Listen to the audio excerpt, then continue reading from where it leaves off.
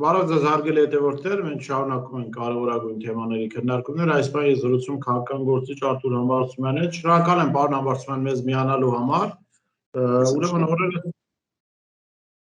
օրերս մամուլը գրեց, մասնավորապես Ալիք մեդիան գրեց, որ Նիկոլ Փաշինյանը պատրաստվում է նոյեմբերի 9-ին, այսինքն պատերազմի ավարտի կամ կապիտուլյացիայի ստորագրման 1-ամյակի հենց օրը ստորագրել նոր փաստաթղթեր, որոնց մասին ամիսներ շարունակի խոսում է, Ադրբեջանի տարածքային ամբողջականության ճանաչում եւ ճանապարհների ապաշրջափակում։ Նախ ինչու հենց այս փուլում այս լուրը հայտնվեց, սա մեկ եւ երկրորդը որքանով եք դուք հավանական համարում, որ հենց նոյեմբերի 9-ին Փաշինյանը գնա այդ փաստաթղթերի ստորագրման։ Շնորհակալություն։ Բարև Բորիսյան, շնորհակալ եմ այս հնարավորության համար։ Տեսեք, եթե մենք ուշադրությամբ հետևենք այս պատուհասի, այս սամադրի գործունեությանը, մենք տեսնենք, որ ամեն անգամ, երբ որ ինքը պարտավորական բնույթի որևէ փաստաթուղթ է պատրաստում ստորագրել, ինքը կազմակերպում է այդ փաստաթղթերի այսպես կոչված սլիվը։ Նոյեմբերի 9-ի երեկոյան տեղի ունեցավ դա, 4-5 ամիս հետո նույն բանը տեղի ունեցավ, երբ որ խոսք էր գնում արդեն կոնկրետ հանձնաժողովների ստեղծման հետ կապված, որոնք որ պետք է զբաղվեն ճանապարհների ապաշրջափակմամբ, եւ նույնը տեղի է ունենում հիմա, այսինքն ստորագրումից մի քանի օր առաջ կամ մի քանի ժամ առաջ Փաշինյան Նիկոլը ինքը կազմակերպում է ինքը, վստահաբար կարող եմ ասել, ինքը կազմակերպում է այդ փաստաթղթերի արտահոսքը, այդ տեղեկատվության արտահոսքը, որը իրականացնում է մեկ հոգեբանական պատճառով, որպեսզի մինչև իր հայտարարությունը, մինչև իր այդ ոչ հայանպաստ դրույթների հայտարարումը հասարակության մեջ արդեն տեղի ունենա քննարկում եւ ինքը արդեն հանդես գա որպես պաշտպանվող։ Ես չգիտեմ, թե այն մարդիկ, ովքեր իրականացնում են այդ արտահոսքը, տեղյակ են, թե Փաշինյանը ինչու է կազմակերպում այդ սլիվ կոչվածը, թե չէ։ Խոսքը մասնավորապես վերաբերվում է նոյեմբերի 9-ի հայտարարությանը եւ ամիսներ անց տեղի ունեցած հայտարարությունների սլիվներին, խոսքը վերաբերում է Միքայել Մինասյանին, թե ոչ։ Ես չգիտեմ, թե Արսեն Խառատյանը եւ Ալիք մեդիայի խմբագրությունը գիտի, թե ինչու է Փաշինյան Նիկոլը ինքը կազմակերպում այդ արտահոսքը, թե ոչ, բայց այն, որ արտահոսքը կազմակերպվում է Փաշինյան Նիկոլի կողմից եւ այն, որ այդ սլիվը կազմակերպվում է այդ պատճառով, ես ուղղակի կասկած չունեմ։ Այսինքն, մինչև իր հայտարարությունը արդեն հասարակությունը պետք է իմանա, որ տեղի է ունենալու այսպիսի ոչ հայանպաստ դրույթներով պայմանագրի ստորագրություն։ Հիմա թե այդ պայմանագիրը, այդ հայտարարությունը կստորագրվի նոյեմբերի 9-ին, նոյեմբերի 10-ին կամ 18-ին, կամ ինչպես Հակոբ Արշակյանն էր ասում նոյեմբերի 34-ին, դա արդեն երկրորդական է։ Կարևորը այն է, որ մինչև փաստաթղթի ստորագրումը հասարակությունը արդեն իմանա, որ այդպիսի բան պետք է տեղի ունենա։ Իսկ եթե այն մարդիկ, ովքեր կազմակերպում էին այդ արտահոսքը, այն մարդիկ, ովքեր տեղյակ են, այնքան կապեր ունեն, որ տեղյակ են, թե Հայաստանի Հանրապետության իշխանության ներսում ինչ է տեղի ունեցել, ապա թող այդ մարդիկ մի հատ էլ արտահոսք կազմակերպեին եւ բացատրեին հասարակությանը, օրինակ, թե ինչպես է ընկել Շուշին, եւ բացատրեին հասարակությանը, թե ինչպես է տեղի ունեցել, որ թուրքական գործակալը դարձել է Հայաստանի Հանրապետության իշխանավոր։ Թող բացատրեին հասարակությանը, թե ինչպես է տեղի ունեցել, որ 3 տարի Փաշինյան Նիկոլը կոծկել է կաշառակերությունը եւ որևէ մեկ այդ հարցով որևէ դատվածություն եւ որևէ պատիժ չի կրել։ Այսպիսի բաներով թող իրենք արտահոսքեր մի հատ էլ այսպիսի բաներով թող իրենք արտահոսք կազմակերպեն։ Օրինակ, օգտվելով առիթից, ես ուզում եմ դիմել Արսեն Խառատյանին հետևյալ հարցով, հարգելի Արսեն, տարիներ շարունակ Իլհամ Ալիևը իր ոտքերն է սրբում Փաշինյան Նիկոլի քիթու բերնին եւ Փաշինյան Նիկոլը որևէ կերպ չի արձագանքում։ Միգուցե դու մեզ օգնես պարզաբանել, թե ինչու Փաշինյան Նիկոլը չի արձագանքում Իլհամ Ալիևին։ Օրինակ հասարակության մեջ կան բազմաթիվ վարկածներ, այդ թվում իմ մոտ կան բազմաթիվ վարկածներ, որ Փաշինյան Նիկոլի Իլհամ Ալիևին չպատասխանելու գլխավոր պատճառներից մեկը այն է, որ Իլհամ Ալիևը այսպես տոննաներով տրցակներով կոմպրոմատներ ունի Փաշինյան Նիկոլի վրա որը ինքը հավաքել է օրինակ 18 թվականի հեղափոխությունից ի վեր, այսպես կոչված հեղափոխությունից ի վեր, եւ որը շարունակվել է այսպես կոչված օպերատիվ կապի միջոցով։ Այսինքն, եթե այս մարդիկ այդքան ցավում են հայ ազգի համար, հանրապետության համար, քաղաքացիների համար, որ այսպիսի արտահոսք են կազմակերպում, սուպեր ժուրնալիստական գործունեություն են ծավալում, թող մի հատ էլ շարունակեն իրենց ժուրնալիստական գործունեությունը կոնկրետ իմ այս հարցին պատասխանելու համար։ Այսինքն, սա ամբողջությամբ Փաշինյան Նիկոլի կազմակերպած շոուն է։ Սա ինքն է կազմակերպել։ Ես չգիտեմ Արսեն Խարատյանը տեղյակ է դրա մասին թե չէ, շատ կասկածում եմ, որ Արսեն Խարատյանը չիմանա, կամ Ալիք մեդիայի այլ անդամներ, խմբագիրներ, ժուրնալիստներ տեղյակ են թե չէ, բայց միանշանակ սա ինքն է կազմակերպել։ Ես իհարկե ձեր կարծիքը ընդունում եմ, բայց նաև տեսա, որ հոդվածի տակ գրած էր Թաթուլ Հակոբյանի անուն ազգանունը իմ գործընկեր, այնուամենայնիվ որպես լրագրող ես պետք է շնորհակալ լինեմ, որ այդ փաստաթուղթը հրապարակվել է, եւ կարծում եմ, որ այո, անհրաժեշտ էր, որ հրապարակվեր, ոչ թե որպեսզի Փաշինյանը հետո ավելի հանգիստ գնա ստորագրելու, այլ որպեսզի դա գեներացնի կոնկրետ process-ներ, որոնք պետք է խանգարեն ստորագրելուն։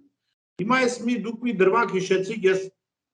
եթերից առաջ մտածում եմ այդ դրվագի մասին, Միքայել Մինասյանի կողմից ընտրություններից առաջ հրապարակված են փաստաթուղթը։ Ես չգիտեմ ձևով գծված։ Այո, ձեզ չեմ հիշում քննարկել եմ թե ոչ այս հարցը, բայց հետաքրքիր է, որ այդ փաստաթուղթը ըստ էության հնարավորություն տվեց Փաշինյանին փրկվել եւ ընտրություններից առաջ չստորագրել։ Այդ փաստաթուղթը ռուսական կողմին ասել, որ դե թողնենք ընտրություններից հետո ստորագրելու, ինչը ըստ էության հնարավորություն տվեց իրեն վերընտրվել, որովհետեւ բոլոր միջազգային խաղացողներին պետք էր, որ այդ փաստաթուղթը ստորագրվեր եւ այդ փաստաթուղթը կարող էր ստորագրել միայն Նիկոլ Փաշինյանը, որը մեկը չխանգարեց, որպեսզի ինքը ընտրվեր։ Այս փաստաթուղթը հենց այդ ընտրություններից առաջ հրապարակվելը ձեր կարծիքով եւս կարող էր Փաշինյանի կողմից կազմակերպված լինել։ Ես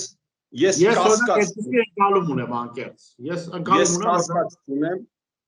Ես իմիջիայլոց դրա մասին նաև հրապարակայնորեն արտահայտվել եմ մի քանի ամիս առաջ, հրապարակային արտահայտվել է, եւ ես կասկած չունեմ, որ այդ փաստաթուղթը եւ ընտրություններից առաջ հրապարակված փաստաթուղթը Միքայել Մինասյանի եւ նաեւ նոյեմբերի 9-ի երեկոյան Միքայել Մինասյանի կողմից հրապարակված փաստաթուղթը կասկած չունեմ, որ այդ փաստաթղթերի տեղեկության արտահոսքը կազմակերպվել է Փաշինյան Նիկոլի կողմից։ Ես ճիշտ ասած կասկածում եմ Միքայել Մինասյանը իմացել է դրա մասին թե չի իմացել, ահա այստեղ պետք է քննարկել։ Ինքը գիտեր, որ դա կազմակերպված Փաշինյան Նիկոլներ անուն թե չէր անուն, դա քննարկման հարց է, բայց այն, որ այդ երկու փաստաթղթերը, որը հրապարակել է Միքայել Մինասյանը, այդ փաստաթղթերի արտահոսքը կազմակերպել է Սամադուր Պատոնկը, կասկած ուղղակի չունեմ։ Եվ այն, որ այդ երկու փաստաթղթերի ժամանակից շուտ հրապարակումը, այսինքն Փաշինյան Նիկոլի հրապարակելուց շուտ հրապարակելը, այսպես post factum, երբ որ նայում ենք, ձեռնտու էր այդ իրավիճակում միայն Փաշինյան Նիկոլին, եւս կասկածից վեր է։ Եվ նաեւ այստեղ պետք է ավելացնեմ մի բան, այսպես քանի որ խոսք գնաց գաղտնազերծված փաստաթղթերի մասին, այն որ Արարատ Միրզոյանի գործակալական գործի հրապարակումը կազմակերպվել է Փաշինյան Նիկոլի կողմից եւ ձեռք էր տալիս միայն Փաշինյան Նիկոլին, դա եւս կասկածից վեր է։ Էլի պետք է ավելացնեմ, չգիտեմ այն մարդ ով դա հրապարակում էր, գիտակցում էր դա թե չէր գիտակցում, սա արդեն ուրիշ հարց է։ Բայց այն որ դա այդ իրավիճակում ձեռք էր տալիս միայն ու միայն Փաշինյան Նիկոլին, կասկածից վեր է։ Եվ նաեւ կասկածից վեր է, որ Արսեն Խարատյանի Ալիք մեդիայի կողմից հրապարակված այս փաստաթուղթը եւս ձեռք է տալիս միայն ու միայն Փաշինյան Նիկոլին, եւ սրա մասին բոլորս ըստ էության դեռ այս փաստաթղթի փաստաթուղթը դեռ չէր հրապարակվել, բոլորն են խոսում էին, որ պատրաստվում է Հայաստանի Ադրբեջանի միջև այսպիսի փաստաթղթերի ստորագրություն։ Արարատ Միրզոյանի պահը մի փոքր մանրանանք, հասկանանք, այսինքն բացատրենք հեռուստադիտողներին ինչու է Փաշինյանին ձեռնտու։ Նախ պետք է նկատել, որ Արարատ Միրզոյանը ինչքան էլ ինքը ինձ համար անընդունելի քաղաքական գործիչ է, որ Փաշինյանի թիմակիցն է, դա արդեն բավական է, բայց այնուամենայնիվ Արարատ Միրզոյանը միակն է եղել ՔՊ թիմում, որ դեմ է եղել այդ նոյեմբերի 9-ի փաստաթղթի ստորագրմանը, որից հետո ծեծի է ենթարկվել։ Ըստ էության տարբեր քաղաքական գործիչներ պնդում են, որ ծեծի է ենթարկվել այս Փաշինյանի հրահանգով։ Եվ նորից այդ նույն գործիչների պնդմամբ Արարատ Միրզոյանը պետք է սպանվեր, ոչ թե ողջ մնար։ Եվ երրորդ հանգամանքը Արարատ Միրզոյանը ազգային ժողովի նախագահն էր եւ միակն էր, որ կարող էր ազգային ժողովում ներսում կազմակերպել որոշակի process եւ Փաշինյանից ազատվել օրինական ճանապարհով, հա։ Եվ ես գիտեմ, որ այդ ընթացքում Արարատ Միրզոյանը կարողացել էր համակարգեր կամ իր շուրջ հավաքել 25-ից ավել ՔՊԱ-ականների, այսինքն եթե իրենց էլ միանային ընդդիմությունը խորհրդարանական, ապա Փաշինյանից ազատվելը շատ ավելի հանգիստ էր լինելու։ Գուցե նաև impeachment-ի այդ ճանապարհով, անվստահության ճանապարհով։ Անվստահություն էին ուղղակի հայտնելու։ Այո, անվստահություն էին հայտնելու։ Եվ երբ որ այս ամեն ինչը ծեծի արդյունքում տեղի չունեցավ, ինքը այդ երկար ժամանակ օտարվեց ազգային ժողովի աշխատանքներից, հետաքրքիր է մի բան, հայտնվում էր փաստաթուղթը, որը ըստ էության Արարատ Միրզոյան քաղաքական գործչի դագաղի վերջին մեխն էր, այսինքն Նիկոլ Փաշինյանը ցույց տվեց Միրզոյանի կողք շուրջ հավաքված պատգամավորներին, իր թիմակիցներին, որ հա Միրզոյանը եղել է գործակալ եւ Միրզոյանը անգամ ձեր հետ կապված նյութեր է տվել ազգային անվտանգության ծառայությանը, երբ որ մենք եղել ենք ընդդիմադիր։ Իհարկե Նիկոլ Փաշինյանը այդտեղ մոռանում է ասել, որ ինքն էլ է եղել ԱԱԾ գործակալ։ Եվ ինքն էլ է նույն բանով զբաղվել։ Ուրեմն դա շատ կարևոր է արձանագրել, որ դուք շատ կարևոր է։ Շատ տեղին ներողություն ավարտեմ, դուք շատ տեղին այդ պատմությունը հիշեցիք, որովհետև շատերից մոտ այսպես բան է անցնում, այսպես հպանցիկ է անցնում Արարատ Միրզոյանի դրվագը, բայց պետք է նկատել, որ այո, Արարատ Միրզոյանի քաղաքականապես ոչնչացումը ձեռնտու էր առաջին հերթին Նիկոլ Փաշինյանին, եւ այստեղ կարևոր է նաեւ հասկանալ, որ Արարատ Միրզոյանի ծեծողների գործով որևէ հանրային process չի գնում։ Այդ ում են ձերբակալել, ինչ են արել, մենք չգիտենք էլ այս բանը։ Սա երկու եւ երրորդը, ես կարծում եմ խոսակցություն ինչու համար է անհրաժեշտ, որ այդ ում նաեւ իմ կողմից հարգված նախկին դեսպան Միքայել Մինասյանը պետք է նաեւ հարցերի պատասխանի, թե այդ փաստաթուղթը ինչու է հայտնվել իր ձեռքում, ինչու է իր կողմից հրապարակվել, որովհետեւ եթե ինքը չի գիտակցում, դա այլ իրավիճակ, եթե ինքը գիտակցել է ինչ է հրապարակում եւ ում է օգնում դրանով, դա բոլորովին այլ իրավիճակ է։ Ես չեմ կարծում, որ Միքայել Մինասյանը չի գիտակցում, թե ինչ է արել։ Իհարկե, եթե Միքայել Մինասյանը գործել է, որովհետև ուզեցել է Հայաստանի Հանրապետության հանրությանը, հայ ազգին ծանոթացնել ճշմարտության մասին, սա շատ ողջունելի է, բայց Միքայել Մինասյանի այս գործունեությունը պետք է ունենար շարունակություն եւ ընդամենը մեկ շաբաթ անց կամ 10 օր անց Միքայել Մինասյանը պետք է հրապարակեր մեկ այլ փաստաթուղթ, որով պետք էր փաստեր, որով պետք էր փաստել եւ պետք է ներկայացնել ժողովրդին, որ Փաշինյան Նիկոլը եւս եղել է թուրքական գործակալ կամ առնվազն ազգային անվտանգության ծառայության գործակալ։ Սակայն արի ուտես, որ Միքայել Մինասյանը հրապարակում է Արարատ Միրզոյանի գործակալական գործը, նա տեղեկացնում է, որ Փաշինյանի վարչապետ ընտրվելուց մի քանի օր անց Փաշինյանին զեկուցել են, որ Արարատ Միրզոյանը թուրքական գործակալ է եւ նաեւ ազգային անվտանգության ծառայության գործակալ է։ Սրանով նա անուղղակիորեն հասկացնել է տալիս մարդկանց, որ գիտեք ինչ կա, Փաշինյան Նիկոլն է կրկնակի կամ առնվազն ազգային անվտանգության ծառայության գործակալ, բայց այնուամենայնիվ Փաշինյան Նիկոլի նկատմամբ, Փաշինյան Նիկոլի վերաբերյալ փաստաթղթեր Միքայել Մինասյանը չի հրապարակում եւ սրանով իսկ ինքը օգնում է Փաշինյան Նիկոլին։ Ես ուղղակի ուզում եմ հիշեցնել, որ այդ ընթացքում այո, դուք ճիշտ նկատեցիք, որ Արարատ Միրզոյանը եղել է այն եզակիներից մեկը, ով դեմ է եղել այդ փաստաթղթին։ Ինքը միակը չի եղել, բայց ելի են այնտեղ եղել մարդիկ, եթե չեմ սխալվում 2 թե 3 հոգի են եղել քաղաքացիական պայմանագիր կուսակցության վարչությունում, ով դեմ է եղել նոյեմբերի 9-ի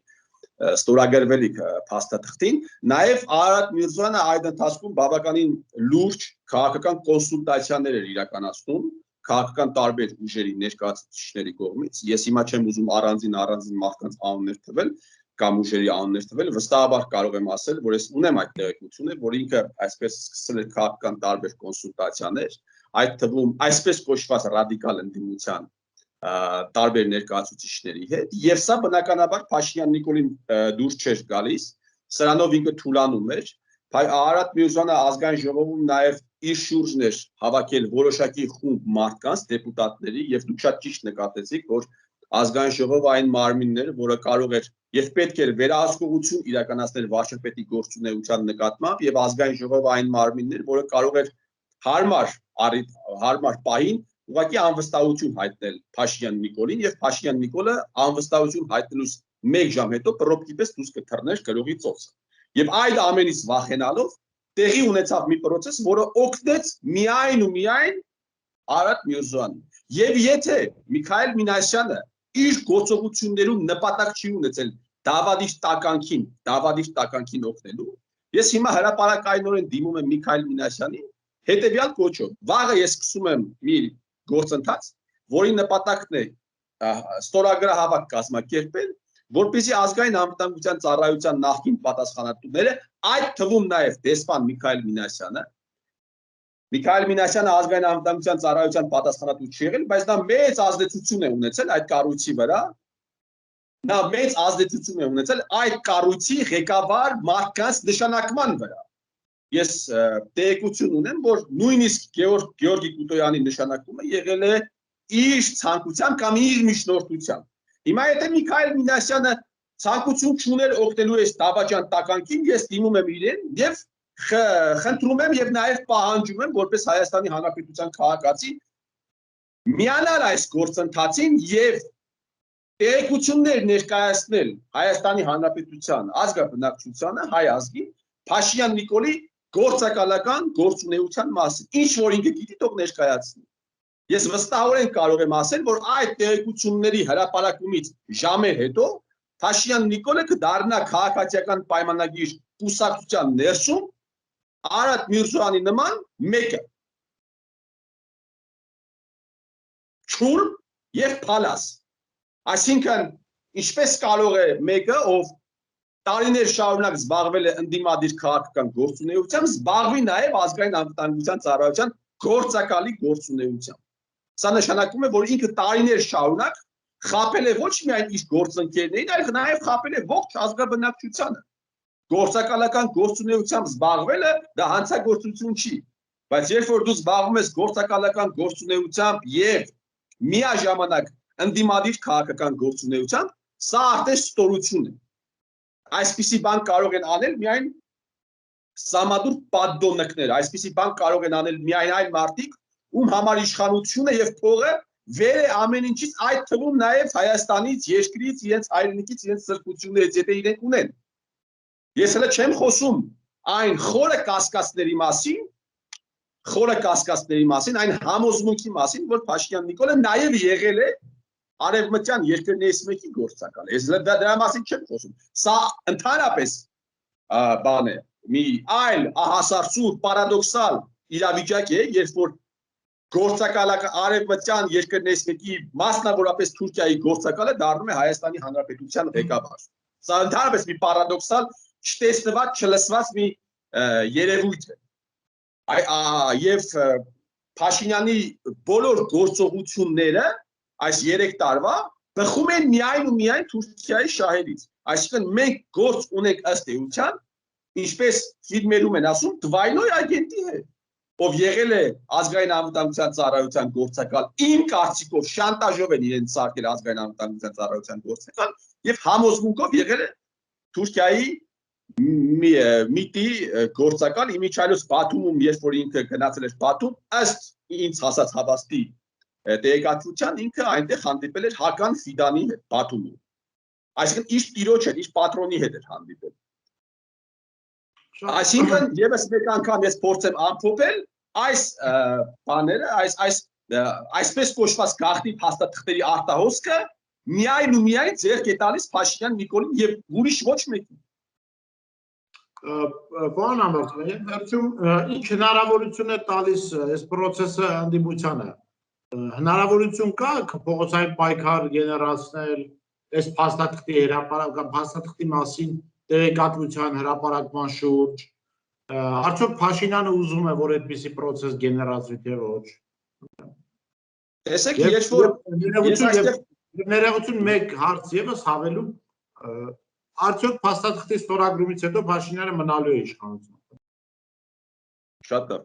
Երբ որ մենք խոսում ենք ընդդիմության մասին, ի հավելում են իմ վերջին արտահայտած մտքերի, նաև ես ուզում եմ հիշեցնել, որ պարլամենտական ընդդիմությունից առնվազն 3 հոգի, Աղվան Վարդանյան, Աննա Մկրտչյան եւ Հայկ Մամիջանյան, ազգային ժողովի ամբիոնից ուղիղ ակնարկել են, որ Արարատ Միրզոյանի հետ տեղի ունեցածը կարող է կազմակերպված լինել ոչ թե ընդդիմության կողմից, այլ Փաշինյան Նիկոլի կողմից։ Այսինքն ընդդիմության 3 ներկայացուցիչները, այդ թվում 2-ը պատիվ ունեն դաշինքից։ Այսինքն եթե սրան նաև գումարենք այն, որ պատիվ ունեն դաշինքը ղեկավարում է ազգային անվտանգության ծառայության նախկին ղեկավարը, ապա Հայկի եւ Աննայի այս ակնարկները դառնում են ավելի կարևոր եւ ավելի արժեքավոր, որ տեղի ունեցածը կազմակերպված է եղել Փաշինյան Նիկոլի կողմից։ Ընդդիմության գլխավոր խնդիրը այսօր, Բորիս, ոչ թե այն է, որ մենք չենք կարող մարդկանց գեներացնել, այսինքն կազմակերպել քաղաքական process-ներ եւ մարդկանց հանել փողոց։ Ընդդիմության գլխավոր խնդիրը կայանում է այնտեղ, որ ընդդիմությունը անկեղծ չի Հայաստանի Հանրապետության քաղաքացիների։ Օրինակ, նախկինում, երբ որ նախկին Սազովի պարլամենտում, երբ որ ընդդիմությունը Բարգավաճ Հայաստանն էր եւ Լուսավոր Հայաստան կուսակցություններն էին, խմբակցություններն էին, նրանք չէին խոսում, ենթադրենք, Արարատ Միրզոյանի գործակալական գործունեության մասին եւ նրանք այսպես սպրոս չէին անում Արարատին կամ վարչապետին, թե ինչպես է եղել, որ թուրքական գործակալը կամ այն մարդը, ում վերաբերյալ լրջագույն կասկածներ կան, որ ինքը գործակալ է եղել, այդ թվում նաև ընդդիմադիր գործունեությամբ զբաղվելու ընթացքում ԱԱԾ գործակալ է եղել, այդ ինչպես է ստացվել, որ ինքը կարողացել է համադրել այս երկու, կարծես թե անհամադրելի, անհամատեղելի գործունեությունները, այսպիսի հարցեր վարչապետին չէին տրվում, եւ այդ ժամանակ ասում էին, որ բան է, ընդդիմությունը վատն է, ծախված է, կրպանային է, դրա համար այս կարևորագույն հարցի վերաբերյալ հարցեր չէին հնչում։ Տեղի ունեցան խայտառակ ընտրություններ, պարլամենտում հայտնվեցին կարծես թե արմատական ընդդիմադիրներ, բայց արի ու տես, որ արդեն 3-4 ամիս է այս խայտառակության վերաբերյալ որևէ հարց վարչապետին չի հնչեցվել։ Սա նշանակում է առնվազն պայմանավորվածություն։ Պարլամենտը այն ներկայացուցչական բարձրագույն մարմինն է, որտեղ պետք է արծարծվել կարևորագույն քաղաքական ազգի առջև, պետության առջև ծառացած խնդիրները։ Եվ եթե այդ խնդիրները պարլամենտում չեն արծարծվում, այլ որտեղ պետք է արծարծվեն, Գյումրիի ավագանում, Արքիկի ավագանում, թե Ջաջուր գյուղի ավագանիում պետք է արծարծվեն։ Սրանք պետք է գումարել նաև այն, որ падգամավորը հրամայական մանդատով, ես ուզում եմ հիշեցնել, պատիվ ունեմ եւ Հայաստան խմբակցությունների падգամավորներին, որ падգամավորները կաշկանդված չեն հրամայական մանդատով եւ գործում են իրենց խղճի եւ համոզմունքների շրջանակներում, այսինքն Սերժ Սարգսյանը, Ռոբերտ Քոչարյանը իրավունք չունեն падգամավորներին ասելու այս հարցի մասին կխոսեք, իսկ այս հարցի մասին չեք խոսի։ Նրանք այդպիսի բան ասելու իրավունք չունեն, ենթադրեք նույնիսկ եթե ասել են։ Եթե չեն ասել, այստեղ հարց է առաջանում։ Հարգելի падգամավորներ կամ ոչ հարգելի падգամավորներ, դուք պատկերացնում եք մի իրավիճակ, երբ որ Պարսկաստանի արտաքին գործերի նախարարը դառնում մեկը, ով կասկածներ կա հիմնավոր, որ եղել է Մոսադի գործակալը։ Եվ 2 ամիս, 3 ամիս այդ հարցի վերաբերյալ որևէ այդ խայտառակության վերաբերյալ որևէ հարց չի բարձրացում ազգային ժողովում։ Դուք պատկերացնում եք, պարզի որ Խամասի ղեկավարներից մեկը ժամանակին համագործակցել է Մոսադի հետ, կամ Իսրայելի արտաքին գործերի նախարարը համագործակցել է, չգիտեմ, Խամասի հետ կամ պարսկական հատուկ ծառայությունների հետ, եւ նա արտաքին գործերի նախարար է կամ դրանից հետո եղել է Կնեսետի ղեկավար կամ պարլամենտի պարսկական ղեկավար, եւ դրա մասին չի խոսվում։ Եվ երբ որ այս մարդկանց ասում եք տղեկ ջան, դուք կարող եք իրար հետ համագործակցում եք, դուք կարող եք պայմանավորվում եք իրար հետ, այս մարդիկ նեղանում են։ Բա որ չեք ուզում, որպեսզի այսպիսի հարցեր ձեզ տրվեն, բարձրացրեք այս հարցը։